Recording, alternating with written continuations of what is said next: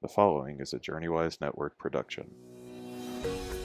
Hey friends, welcome back to the Choosing Cheer podcast. My name is Nicolet Bell, your host, and it's my joy that you've joined us today as we continue on our journey of choosing cheer. Today's episode is going to be a special one. In thinking about the holidays, I kept thinking about the stress and all of the things that come with the holidays. There's pain, there's hurt, there's stress, and then there's joy, all mixed together.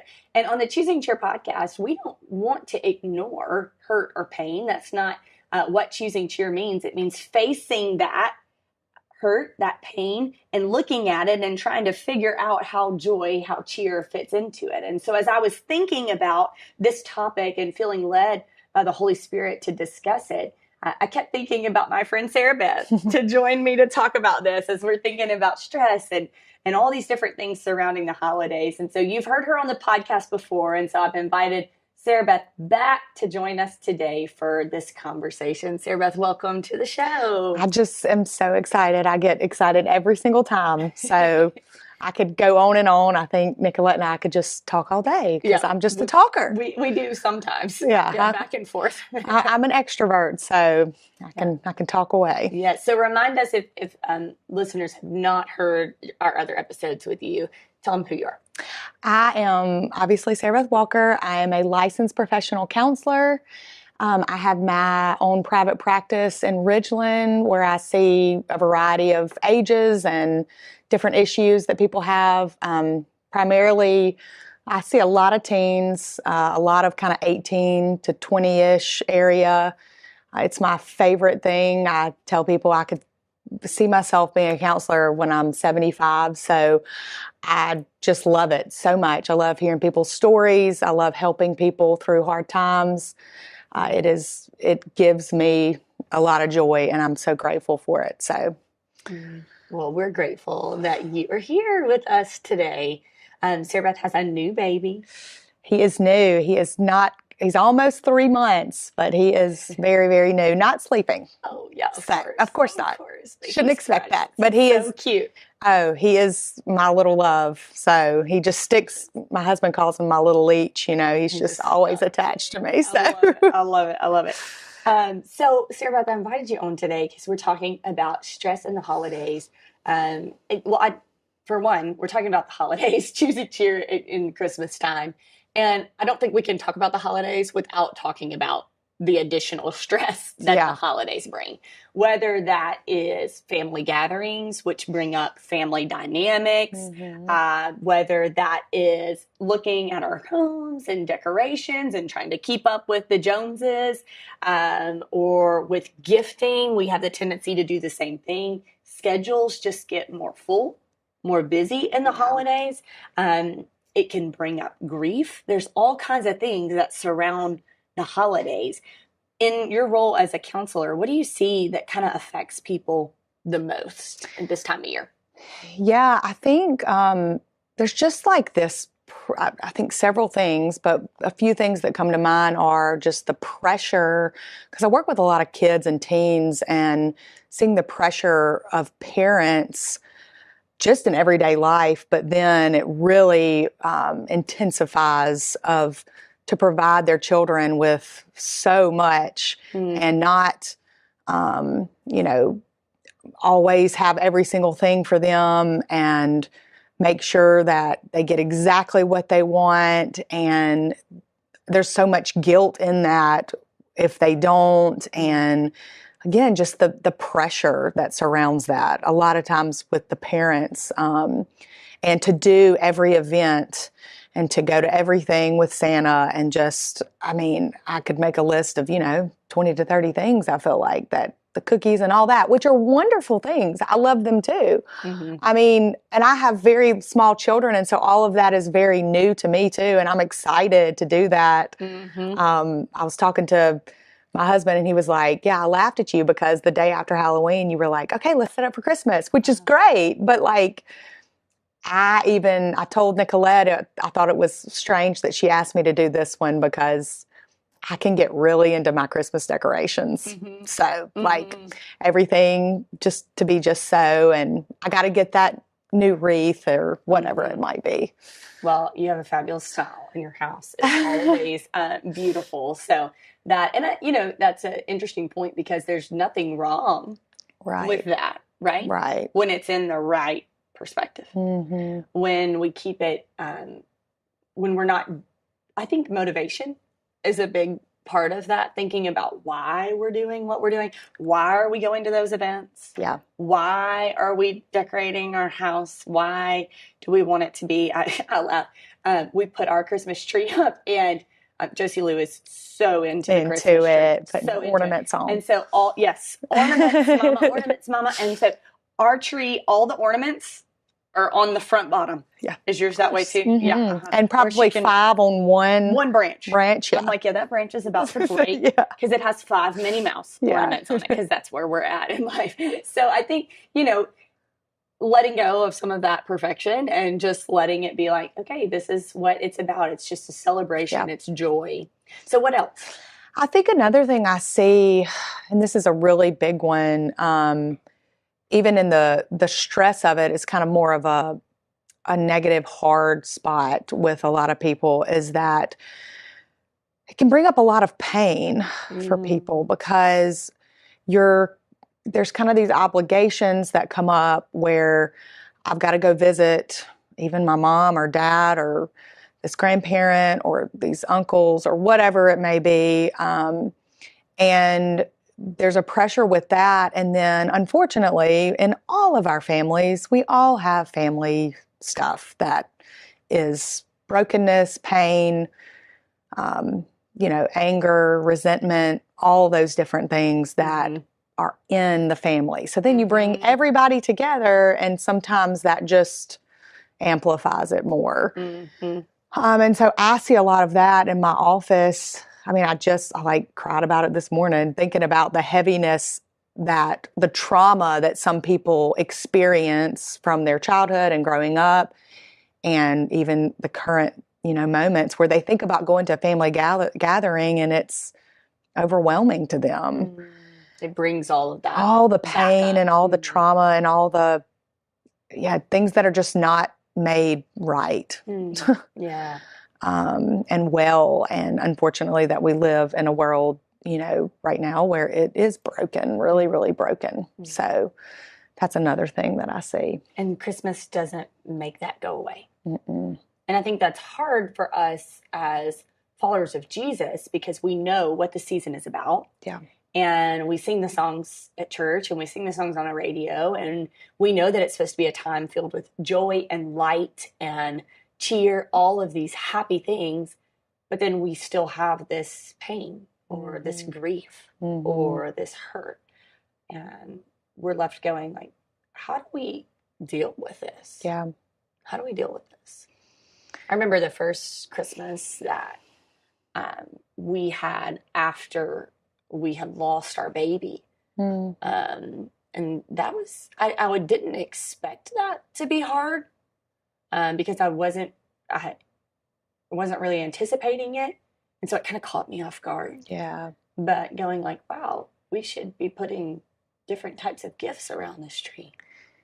It just brings up things that you aren't expecting sometimes. Well, and I was going to go with that word expecting, because I think not just our culture, but culture, media, family systems, whatever you grew up in, traditions, I mean, the list goes on and on. And so I think when there is pain, when there is grief, that expectation is shattered, and it's like, that's where all the pain comes from. And also in sort of a negative way, we do set up this expectation that Christmas is supposed to be all these different things, and it's supposed to look this perfect way. And it just doesn't, for a lot of people. And it's like very much highlighted and kind of, again, intensified during Christmas time, because all of this is surrounding in that. Yeah. Just made me think about, do you think that sometimes we just want to control Christmas? Like we really just, because of those expectations, we want it to go a certain way? Or I feel like sometimes we can feel like it's out of our control, that we just have to do everything the way that we did it growing up, or that people around us are doing things. Yes. It's hard to kind of break that mold. I think there is already in everyday life, to compare yourself to, I know for me as a parent, what's my child wearing? What's my child doing? Where are they going or whatever? And what are they getting? And so, with Christmas, it's like, will my child, get everything they want and more? And will it, I hate to admit this, but like, I've even thought like, will this look good? Mm-hmm. What will people think? Kind of the whole status thing for me. And like, that I don't even like admitting that, how will this look to people? Will we look good in our outfits? Right. Which is, again, not a terrible thing. It's just, am I bringing myself back to the priorities that first are inside of me, but then I want my children to see as well. Right. So. Right. Yeah, that's, I feel like with Josie Lou, she loves dresses. Like, she wants to twirl, makes her feel like a princess. Oh. So picking out a Christmas dress with her would be like a treat and fun. Now, boys, I don't know quite as much. You may be like wrangling them. Yeah, I had to like fight with my two boys to wear their pumpkin shirts this morning. So Mills did not want to, but I was like, y'all just match today. Yeah. It's Friday. Just do it today. I love it.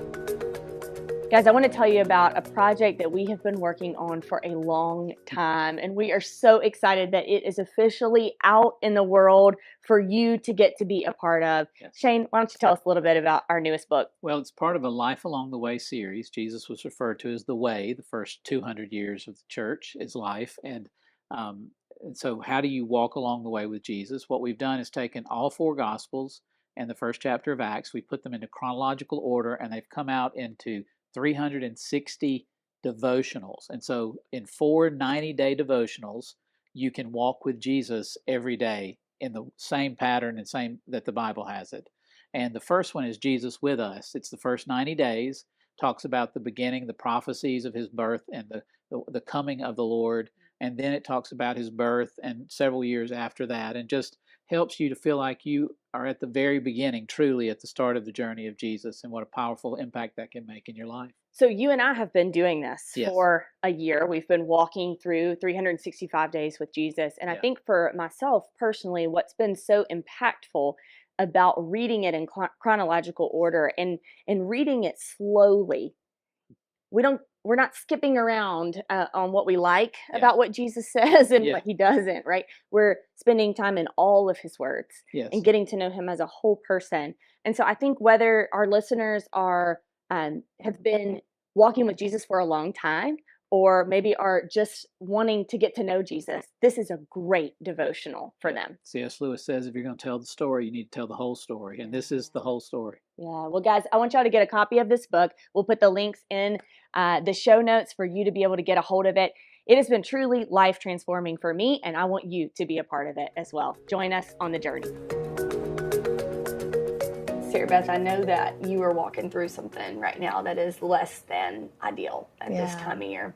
And I know you wanted to kind of share that. And I just, want to say thank you for your vulnerability and willingness to share this with us. So why don't you tell us about what your family's walking through? Well, I told Nicolet, I was like, again, I think the Holy Spirit was in this, in her having me, because I do really feel like I need to share this. And I was telling her earlier, I think we're always hoping for more. We're hoping for something.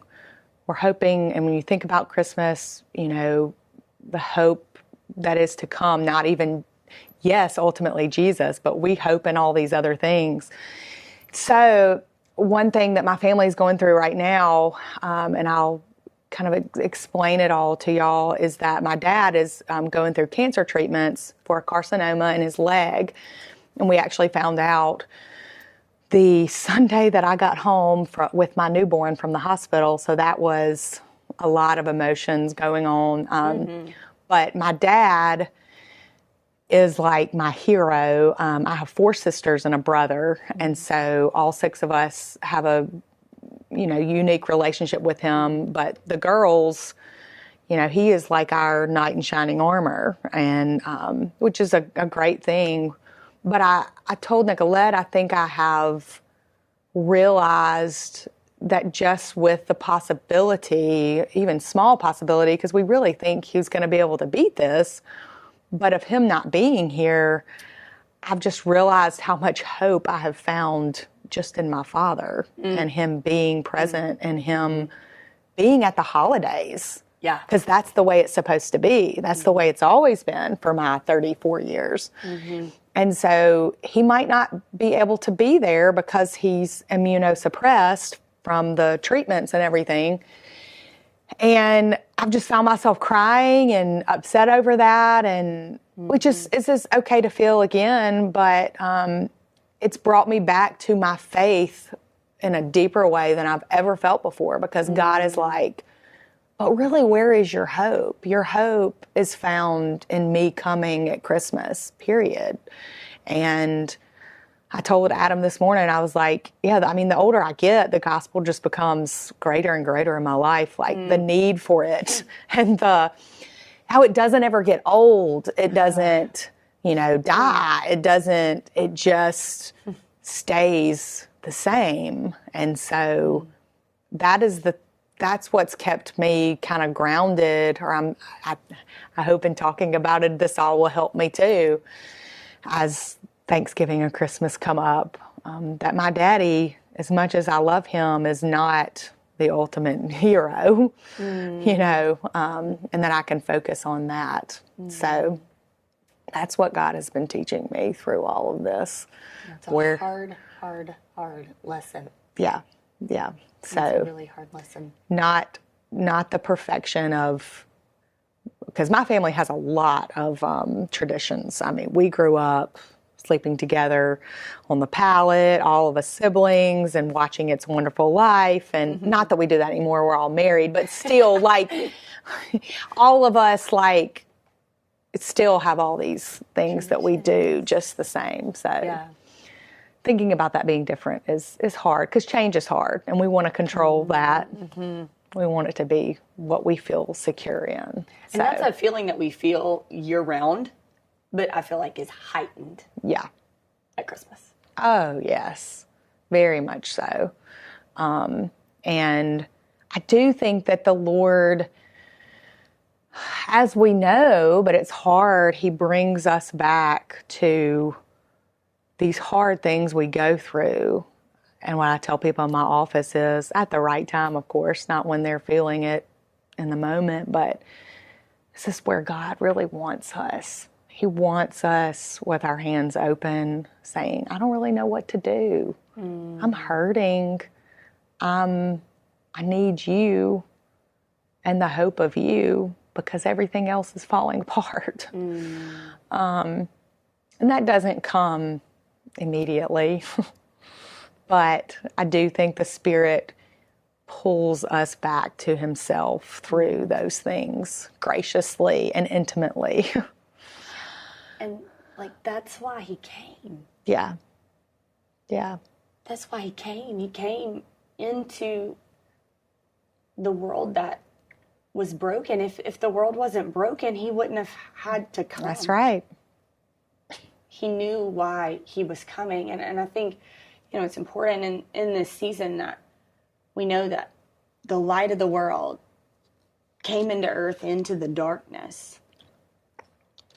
And he didn't, like, the story doesn't just end at the manger. Yeah. Right? Like, we know when we celebrate Christmas, we're ultimately celebrating Easter at the same time. Yeah. Because we know the reason he came is to conquer that pain and death. And the hard part for us now, though, is that we live in that in-between. Yeah.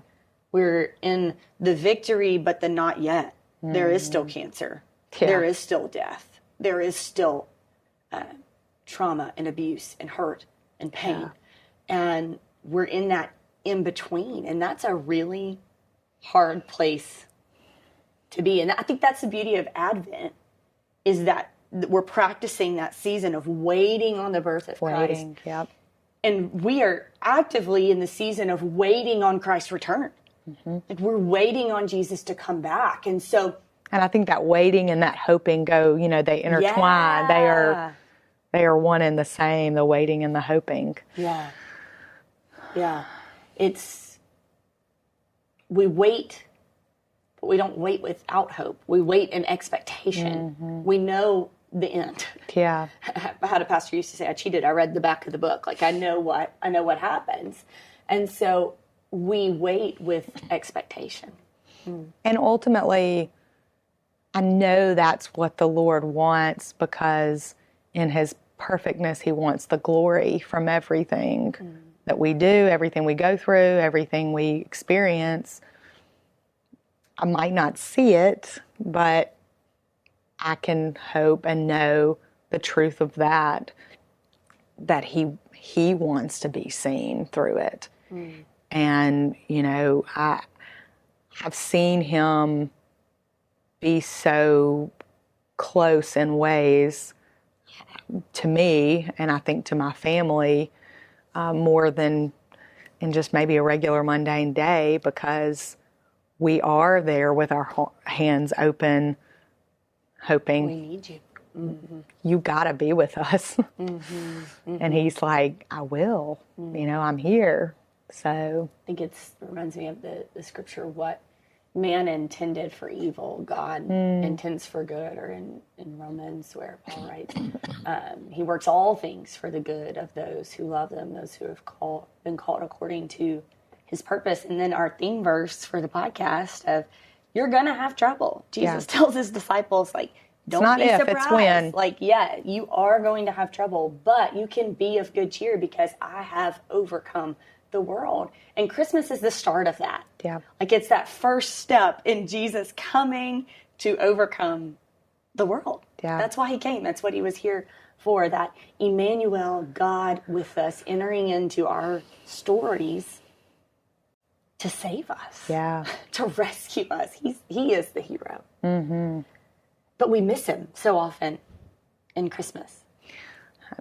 Very much so. It's just this cloudedness, I don't know, that word just comes to mind, that we do all these different things. We line up all Santas and pancakes, which I am taking my children to pancakes with Santa, which is great. Yeah, we love pancakes. Yeah. But just bringing ourselves back and stepping back, what's going on in my heart? Am I getting caught up in what is expected of the world, of culture, of society, of friends, of family, of whatever, social groups I'm in? What are my friends doing? Any quick tips for folks that are maybe wanting to recenter or focus on Jesus? Like, is there anything that we can do to kind of help us do that? Yeah, I think that just kind of that stepping back, and I don't know what that could look like. I think that's different for each person, but stepping back and kind of asking yourself, what are my priorities? One thing I've started doing just in my own personal life is I write down just my priorities of the day, because I can get so overwhelmed with now having 3 and they always are yelling and all that and screaming. And I'm like, okay, if I'd get done these 3 things today, then that's a good day. It's a good day. Yeah. And I'm I've accomplished that. And so bringing my mind back to that, maybe it's writing it down, just 2 or 3 things during the Christmas season that you want to focus on. That's great. And I think also sort of in the same vein, but not really, as I was thinking about, you asking about maybe reducing stress, because I think the stress then leads to us not to focus on the Lord, which then leads to just whatever. Yeah. Yeah. Kind of even more practical tips and ways that I talk to my clients about is say yes and no, really ask yourself, do I want to do this or do I not? Am I saying yes because of the pressure of someone else wanting me to, or culture or society or whatever it might be, media? Where am I saying the best yes, or am I just saying yes and then I have all these yeses and I'm overwhelmed or whatever? And then putting up some boundaries if needed, kind of in a separate sense, if this might sound really intense to some people if you're listening, like maybe that Christmas you've gone to every single year for 3 days with the whole family, like maybe that's too much for you. Like, can we maybe go, like, it's okay to say I can only be there for, a day and a half this year. Yeah. Yeah, you may risk hurting some people, but like, if it helps you to step back and focus on what means a lot to you, and then you're not getting as stressed out because this person can actually be enjoyable and maybe enjoy the event. And that's really hard, and that doesn't, I don't think you can just do that off the cuff. I think it takes practice, because if you've been doing something for years and years, but if you find yourself continue to be stressed, I would just encourage you to think about maybe those two things and go to counseling, of course. Yeah. Because a counselor can help you do that. Counselor can help you work through that. Absolutely. Yeah. Because, what is this time also about? Of course, ultimately Jesus, but like trying to enjoy certain aspects of family or whatever. And sometimes it's just too much. So. Yeah, that's good advice. That's really good advice. Well, Sarah Beth, it has been a joy to have you on, and Merry Christmas Thank to you. You and too. to our listeners. And we hope that you'll be able to take some of these tips and ideas and incorporate them into your routines, and that you would experience more cheer this Christmas. That's our prayer, because when we have more of Jesus, we have more of his joy. Thanks for joining us.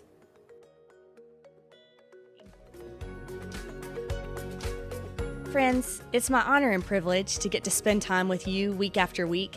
It is such a joy that you would choose to be a part of our conversation here on the podcast.